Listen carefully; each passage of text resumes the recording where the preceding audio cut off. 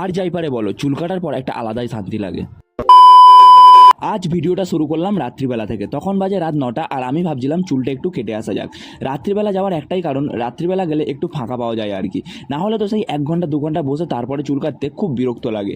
তাই রাত্রিবেলা দোকান থেকে বাইক নিয়ে চলে গেলাম আমাদের ফেমাস দীপকদার দোকানে। সেলুনটা 0 স্টার হলেও চুল কাটে 5 স্টারদের মতো। যারা কাটে তারাই জানে একমাত্র। সেলুনে গিয়ে দেখলাম তখন একজন চুল কাটছে, তাই আর বেশিক্ষণ বসে থাকতে হয়নি। কিছুক্ষণ পরেই আমি বসে বললাম চলো এবার চুলটা একটু কেটে নেওয়া যাক। কিন্তু চুল কাটতে বসেছি আর পাশেই একটা কুকুর চলে এসেছে। চুল কাটবে, চুল কাটবি তুই? ওই টাকায় পড়ে দাও। তারপর ফাইনালি আমার চুল কাটা হয়ে গেছে। খুব বেশি চুলটা কাটিনি, জাস্ট সাইডগুলো একটু সেভ করেছিলাম।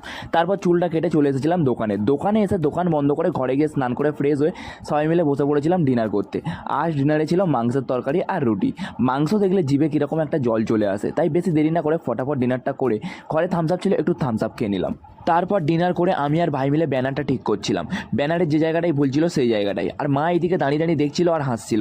যাই হোক, ফাইনালি ব্যানারটা ঠিক করে ফেললাম। সামান্য একটু ভুলের জন্য এতটা খাটনি হলো। যদি কেউ কখনো এরকম ব্যানার বানাও, প্রথমে ভালোভাবে দেখে নেবে কোথায় কি ভুল আছে, না হলে এরকম সমস্যার মুখে পড়তে হবে। তো কি ভাবছো, এবার আমি ঘুমিয়ে পড়বো? ঘুম পেলেও কিছু করার নেই, এবার আমাকে এডিটে বসতে হবে, কারণ রাত্রিবেলা এডিট না করলে আমি সারাদিন আর এডিটই করতে পারবো না।